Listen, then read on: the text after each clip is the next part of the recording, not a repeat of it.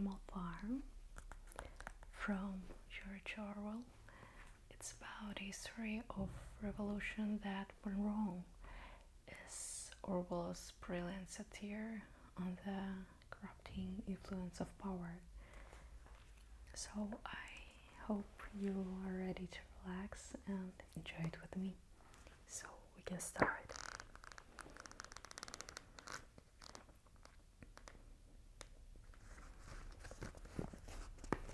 Chapter 1.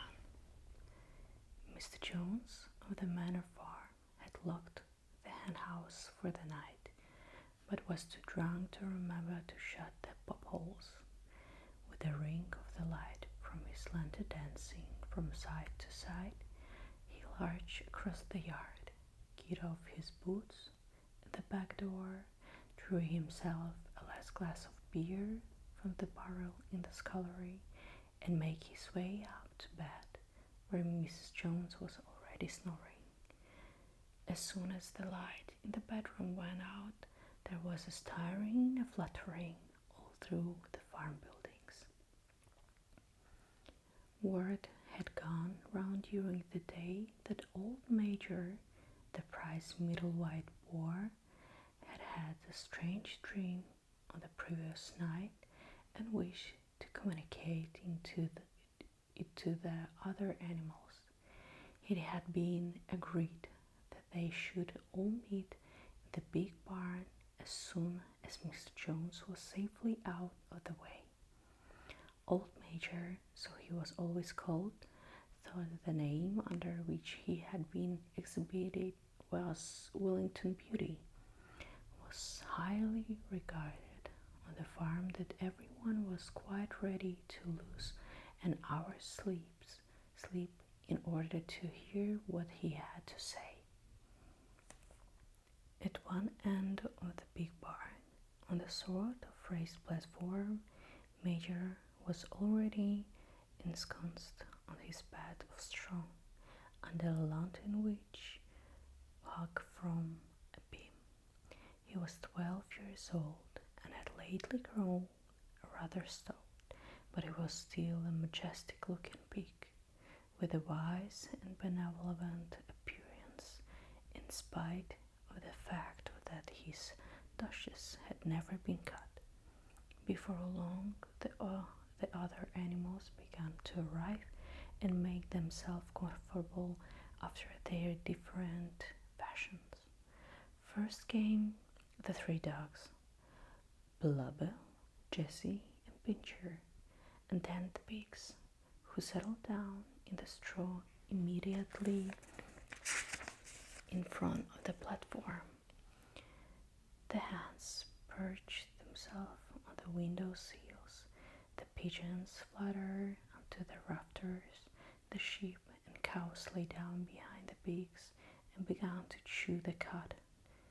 The 2 cart horses, Boxer and Clover, came in together, walking very slowly and setting down their vast hairy hoof with great care lest there should be some small animal concealed in the straw. Clover was a stout, motherly mare approaching middle life, who had never quite got her figure back after her 4th ball.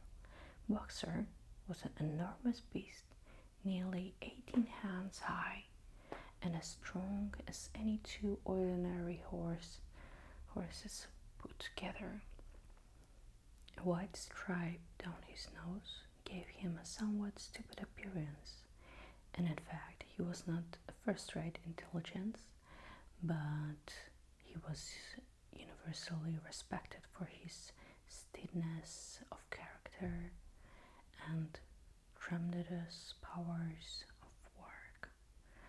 After the horses came Muriel, the white goat, and Benjamin the donkey. Benjamin was the oldest animal on the farm and the worst tempered.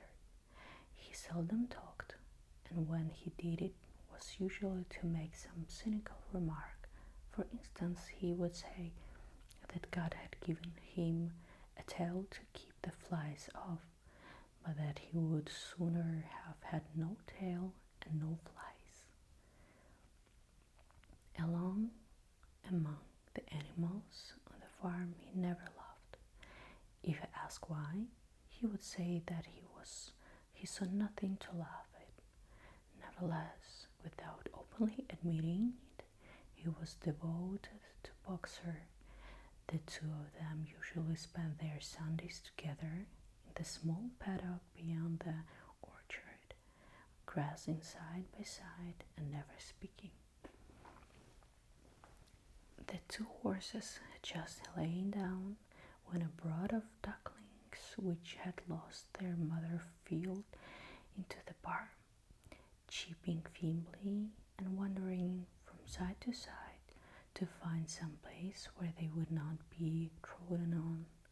Clover made a sort of wall round them with her great foreleg, and the ducklings nestled down inside it and promptly fell asleep.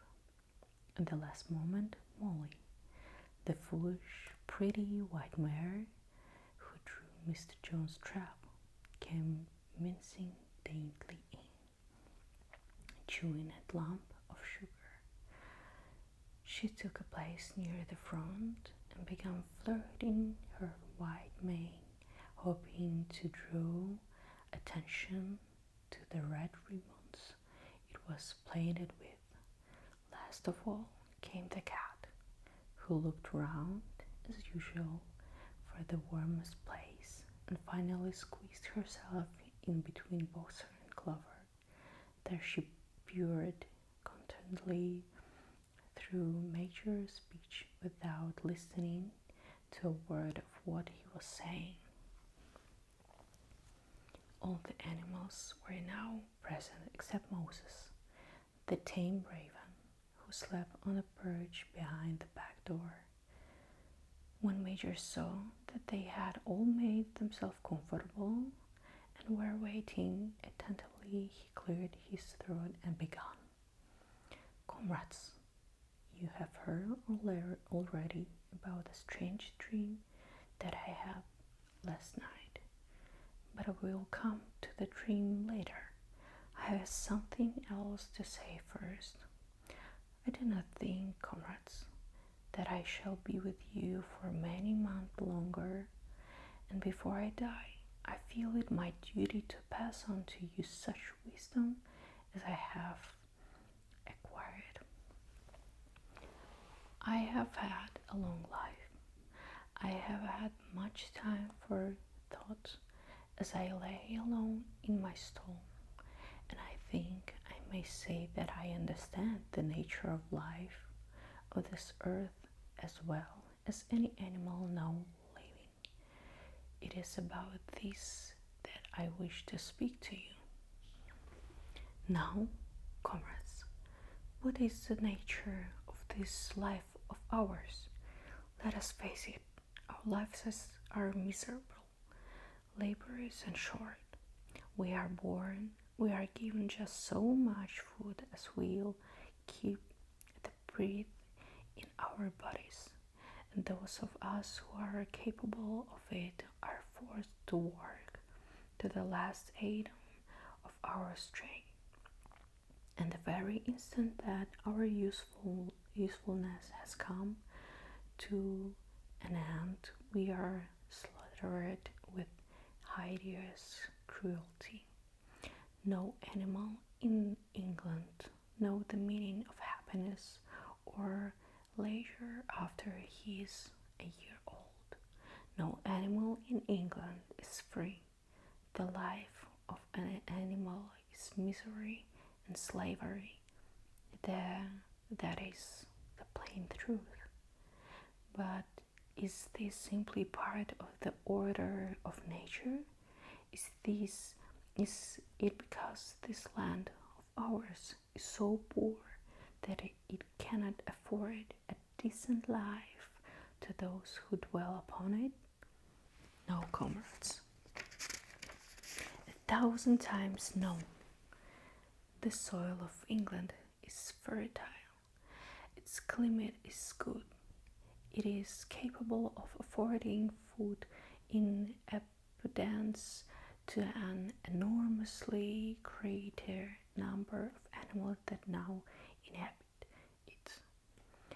single farm of ours would support a dozen horses, 20 cows, hundreds of sheep, and all of them living in a comfort and a dignity that are now almost beyond our imagination.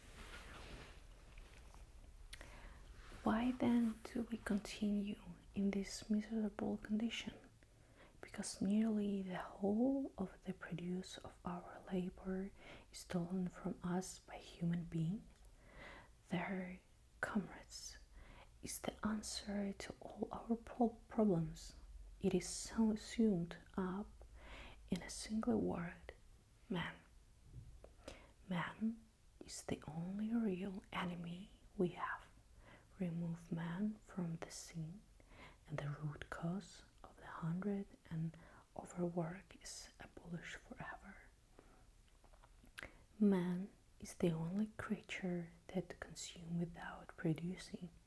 He does not give milk, he does not lay egg. He is too weak to pull the plug, he cannot run fast enough to catch the rabbits. Yet he is the lord of all the animals. He set them to work, he gives back to them the bare minimum that will prevent them from starving, and the rest he keeps for himself. Our labor tills the soil, our dung fertilizes it, and yet there is not one of us that owns more than his bare skin.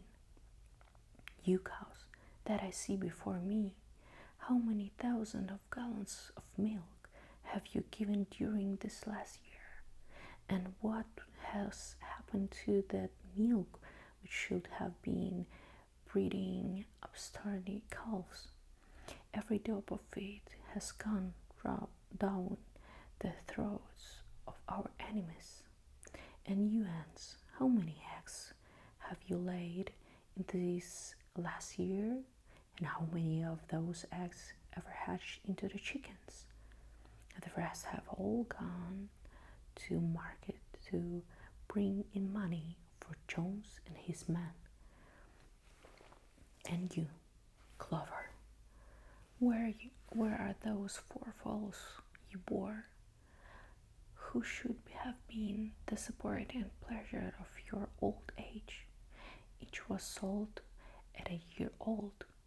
You will never see one of them again. In return for your 4 confinements and all your labor in the fields, what have you ever had except your bare ration and a stall? And even the miserable lives we lead are not allowed to reach their natural span. For myself, I do not grumble, for I am one of the lucky ones. I am 12 years old, and I have had over 400 children. Such is the natural life of a pig. But no animal escapes the cruel knife in the hand. You young boys who are sitting in the front of me, every one of you will scream your lives out of the block within a year. To that horror we all must come. Cows, pigs, hens, sheep, everyone. Even the horses and the dogs have no better fate. You, boxer, the very day that those great muscles of yours lose their power, Jones will sell you to the knacker, who will cut your throat and boil you down for the foxhounds. As for the dogs, when they grow old, and toothless Jones ties brick round their neck and draws them in the nearest pond. Is it not crystal clear, then, comrades, that all the evils of this life of ours spring from the tyranny of human beings? Only get rid of man, and the produce of our labor would be our own. almost overweight, we could become rich and free. What then must we do? Why work night and day, body and soul, for the overthrow of the human race? That is my message to you, comrades. Rebellion. I do not know when that rebellion will come. It might be in a week or in 100 years, but I know as surely as I see the straw beneath my feet that sooner or later justice will be done. Fix your eyes on that, comrades, throughout the short remainder of your lives. And above all, pass on this message of mine to those who come after you, so that future generations shall carry on the struggle until it's victorious. And remember, comrades, your resolution must never falter. No argument must lead you astray. Never listen when they tell you that man and the animals have a common interest, that the prosperity of the one is the prosperity of the others. It's all lies. Man serves the interests of no creature except himself. And among us animals, let there be perfect unity, perfect comradeship in the struggle. All men are enemies. All animals are comrades. At this moment there was a tremendous uproar. While Major was speaking, 4 large rats had crept out of their holes and were sitting on their hindquarters, listening to him.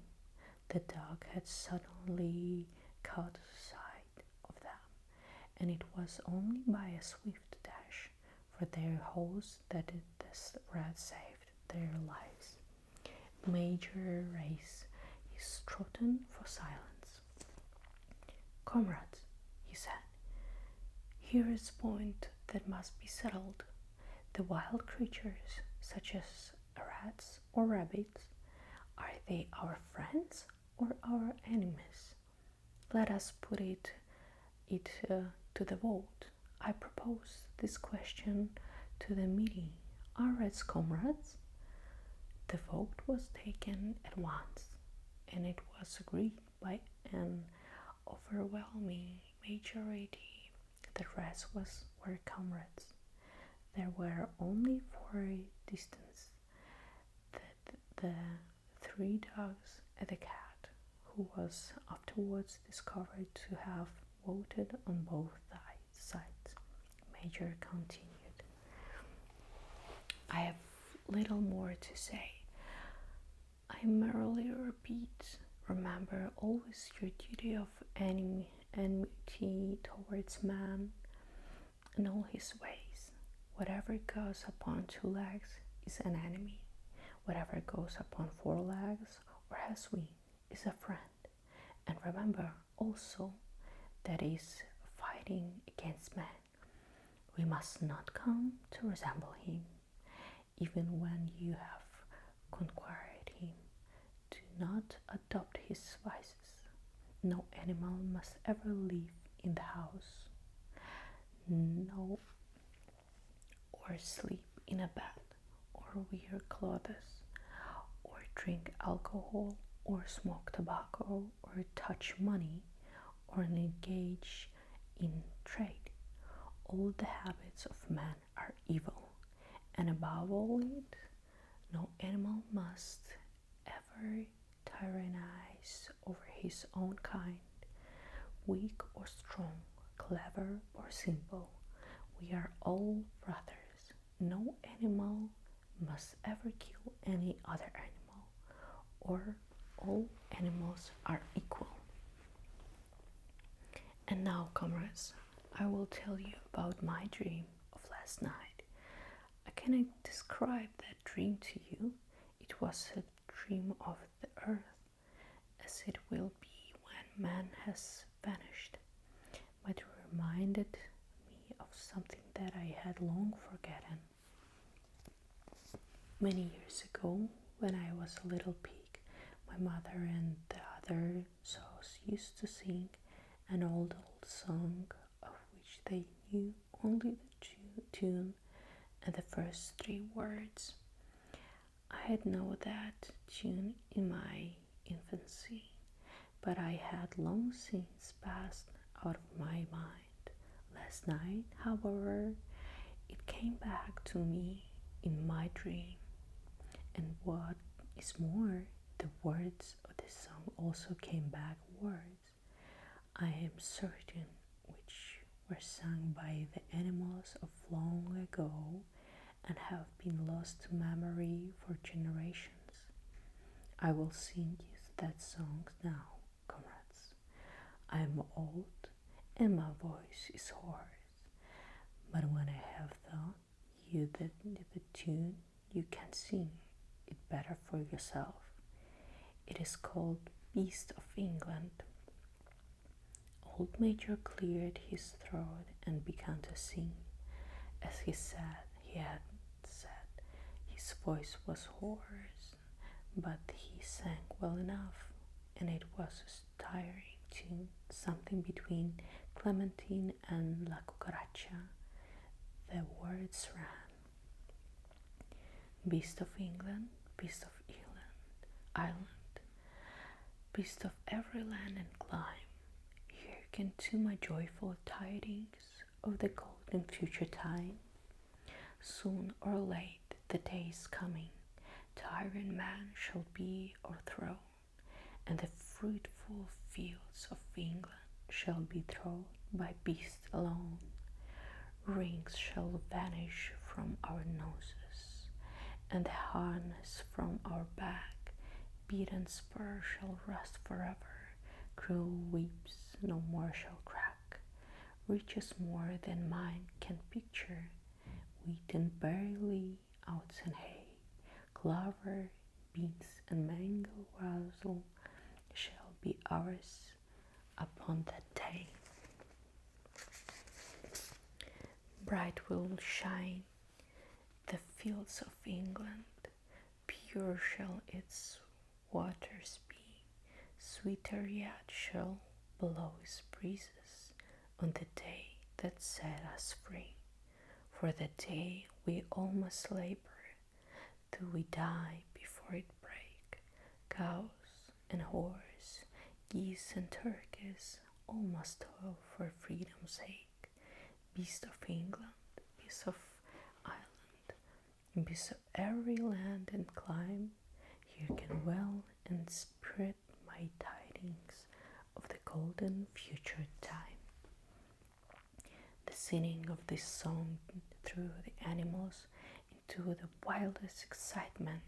Almost before Major had reached the end, they had begun singing it for themselves.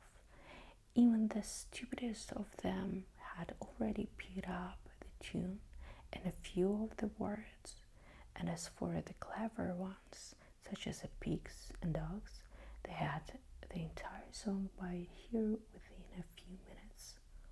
And then, after a few preliminary tries, the whole farm burns out into Beast of England in a tremendous unison.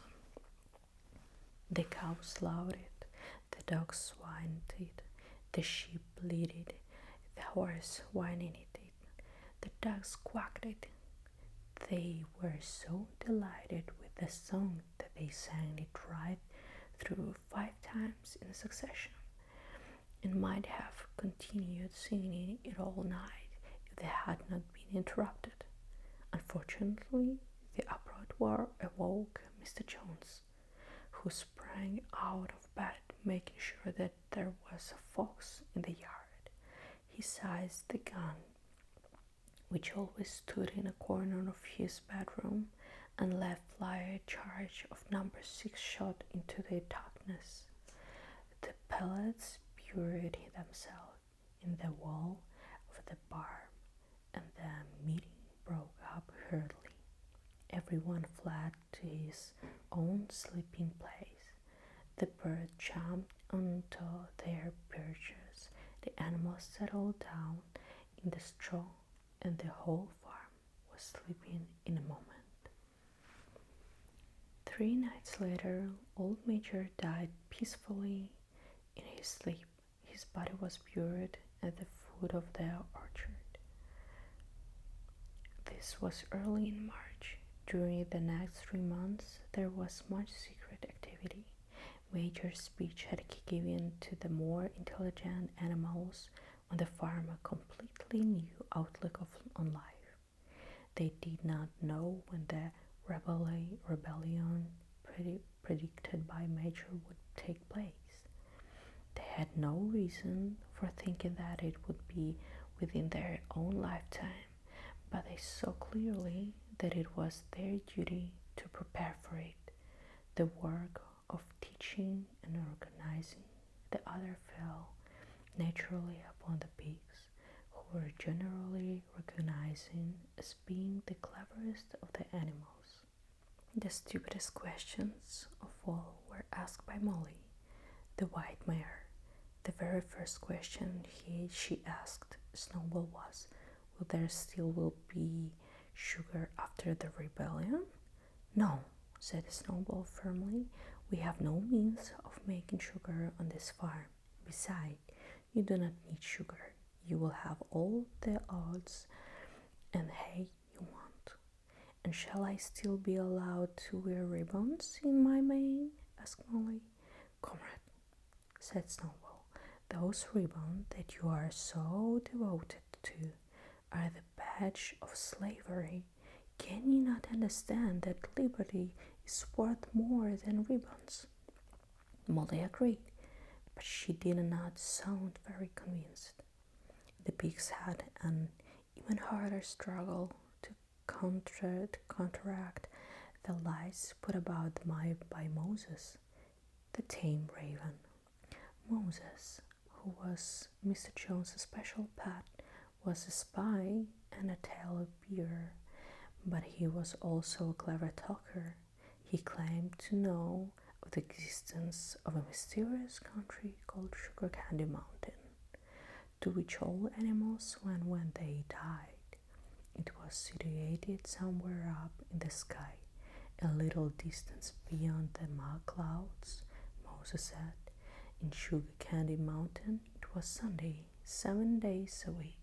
Clover was in the season all the year round, and lump sugar and linseed cake grew on the hedge. The animals hated Moses because he told tales and did not work, but some of them believed in Sugar Candy Mountain, and the pig had to argue very hard to persuade them that there was no such place. Their most faithful disciples were the 2 cart horses, Boxer and Clover. These 2 had great difficulty in thinking anything out for themselves, but having once accepted the pigs as their teachers, that absorbed everything that they were told and passed it on to the other animals by simple arguments. They were unfailing in their attendance at the secret meetings in the barn, and led the singing of the Beast of England, with which the meeting always ended. Now, as it turned out, the rebellion was achieved much earlier and more easily than anyone had accepted. In past years, Mr. Jones, although a hard master, had been a capable farmer, but of late he had fallen on evil days. He had become much disheartened after losing money in lawsuits, and had taken to drinking more than was good for him. For whole days at a time he would lounge in his window chair in the kitchen, reading the newspaper, drinking, and occasionally feeding Moses on crusts of bread soaked in the beer. His men were idle and dishonest. The fields were full of weeds. The buildings wanted roofing. The hedges were neglected, and the animals were underfed. June came, and the hay was almost ready for cutting. On Midsummer's Eve, which was a Saturday, Mr. Jones went into Wellington and got so drunk at the Red Lion that he did not come back till midday on Sunday. The man had milked the cows in the early morning and then had gone out rabbiting without bothering to feed the animals. When Mr. Jones got back, he immediately went to sleep on the drawing room sofa within use of the world or his face, so that when evening came the animals were still on the feet. At last they could stand it no longer.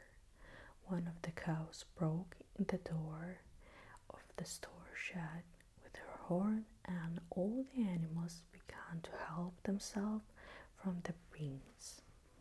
It was just then that Mr. Jones woke up.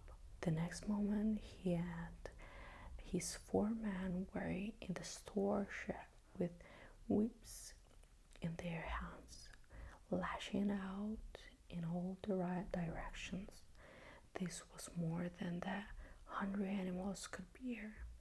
With one accord, though nothing of the kind had been planned beforehand, they flagged themselves upon their tormentors.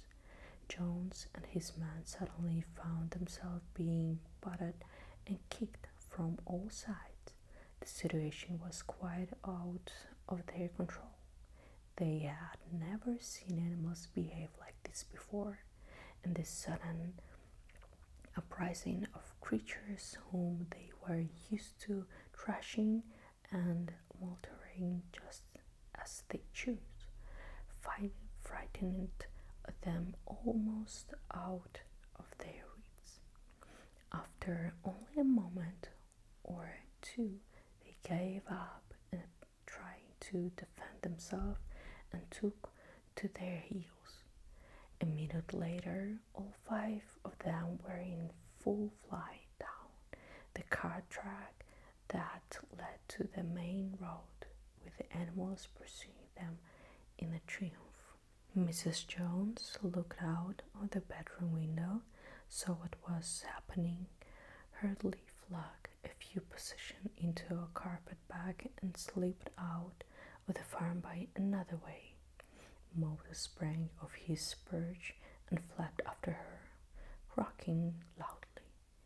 Meanwhile, the animals had chased Jones and his men out onto the road and slammed the 5-bar barred gate behind them. And so, almost before they knew what was happening, the rebellion had been successfully carried through. Jones was expelled, and the manor farm was theirs. For the first few minutes, the animals could hardly believe in their good fortune. Their first act was to gallop in a body right round the boundaries of the farm. They thought to make quite sure that no human being was hiding anywhere upon it. Then they raced back to the farm buildings to wipe out the last trace of Jones' headed reign. The harness room of the end of the stable was broken open. The bits, the noses ring, the dog chain, the cruel knives with which Mr. Jones had been used to castrate the pigs and lambs were all flung down the well. The reins, the heel halters, the blinkers, the degrading nose bags were thrown onto the rubbish pipe which was burning in the yard. So were the whips. All the animals capered with joy when they saw the whips going up in flames. Snowball also threw onto the fire the ribbons which the horses' manes and tails had usually been decorated on market days. Ribbons, he said, should be considered as clothes, which are the mark of a human being. All animals should go naked. When Boxer heard this, he fetched the small straw hat which he wore in summer to keep the flies out of his ears, and flung into the fire with the rest. In a very little while, the animals had destroyed everything that reminded them of Mr. Jones. Napoleon then led them back to the store shed and served out a double ration of corn to everybody, with 2 biscuits for each dog. When they sang Beast of England from end to end 7 times running, and after that they settled down for the night and slept as they had never slept before. But they woke at dawn as usually, and suddenly remembering the glorious thing that had happened, they all raced out into the pasture together. A little way down the pasture there was a knoll that commanded a view of most of the farm. The animals rushed to the top of it and gazed round them in the clear morning light. Yes, it was theirs. Everything that they could see was theirs. In this ecstasy of that, though they clambered round and round, they hurled themselves into the air and great lamps of excitement. They rolled it through the crop mouthfuls with the sweet summer grass. They kicked up clods of the black earth and snuffed its rich scent. Then they made a tour of inspiration of the whole farm and surveyed with a speechless admiration the bogland, the hayfield, the orchard, the pool, the spinney. It was though they had never seen this thing before, and never even now they could hardly believe that it was all their own. Then they flew back to the farm buildings and helped in silence outside in the door of the farmhouse. That was theirs too, but they were frightened to go inside. After a moment, however, small Snowball and Napoleon butted in the door open with their shoulders, and the animals entered in the single file, walking with the utmost care for fear of disturbing anything. They tiptoed from room to room, afraid to speak above a whisper, and gazing with a kind of away at the unbelievable luxury, at the beds with their feather mattress, the looking glasses, the horsehair sofa, the Brussels carpet, the lithograph of the Queen Victoria over the drawing room mantelpiece. They were just coming down the stairs when Molly was discovered to be missing. Going back, the others found that she had remained behind in the best bedroom. She had taken a piece of blue ribbon from Mrs. Jones' dressing table and was holding it against her shoulder and admiring herself in the glass in a very foolish manner. The others reproached her sharply, and they went outside. Some hams hanging in the kitchen were taken out for burial, and the barrel of beer in the scullery was stove in which a kick from boxer roof. Otherwise, nothing in the house was touched. Unanimous resolution was passed on the spot that the farmhouse should be preserved as a museum. All were agreed that no animal must ever live there. The animals had their breakfast, and then Snowball and Napoleon called them together again. "Comrades," said Snowball, "it is 6:30, and we have a long day before us. Today we begin the hay harvest. But there is another matter that must be attended to first." The pigs now revealed that during the past 3 months they had taught themselves to read and write from an old spelling book which had belonged to Mr. Jones's children and which had been thrown on the rubbish heap. Napoleon sent for pots of black and white paint and led the way down to the 5-barred gate that gave on the main road. Then Snowball, for it was Snowball who was best in writing, took a brush between the two knuckles of his trotter, painted out Manor Farm from the top of bar of the gate, and its place painted Animal Farm. This was be the name of the farm from now onwards. After this, they went back to the farm buildings, where Snowball and Napoleon sent for a letter which they caused to be set against the end wall of the big barn.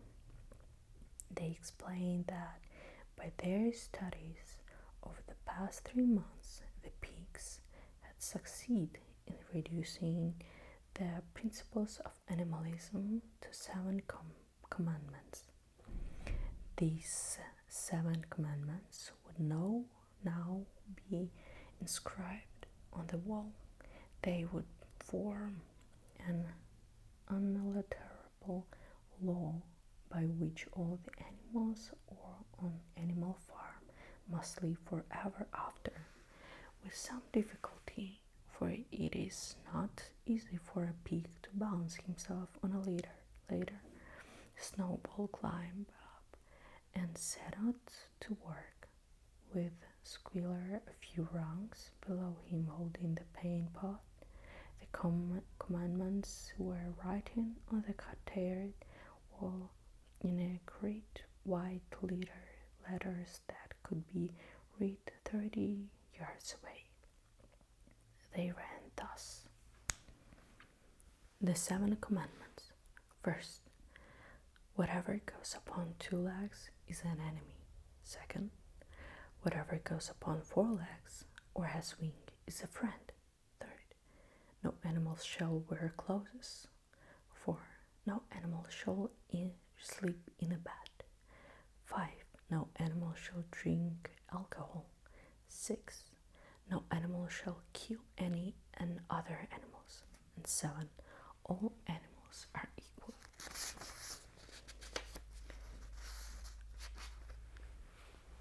It was very neatly written, and except that friend was written friend, and one of the S was the wrong way round. The spelling was correct all the way through. Snowball read it aloud for the benefit of the others. All the animals nodded in complete agreement, and the clever ones at once began to learn the commandments by heart. Now, comrades, cried Snowball, throwing down the paintbrush to the hayfield. Let us make it a point of honor to get in the harvest more quickly than Jones and his men could do. But at this moment, the 3 cows, who had seemed uneasy for some times past, set up a loud lowing. They had not been milked for 24 hours, and their udders were almost bursting. After a little thought, the pig sent for buckets and milked the cow, fairly successful, for their trotters being well adapted to this task. Soon there were 5 buckets of frozen creamy milk, at which many of the animals looked with considerable interest. "What is going to happen to all that milk?" said someone. "Jones used something to make some of it in our mash," said one of the hens. "Never mind the milk, comrades," cried Napoleon, placing himself in the front of the buckets. "That will be attended to. The harvest is more important. Comrade Snowball will lead the way. I shall follow in a few minutes. Forward, comrades. The hay is waiting." So the animals trooped down to the hayfield to begin the harvest, and when they came back in the evening, it was noticed that the milk has disappeared. So I hope you like it and it helped you to relax, and I wish you a sweet dream.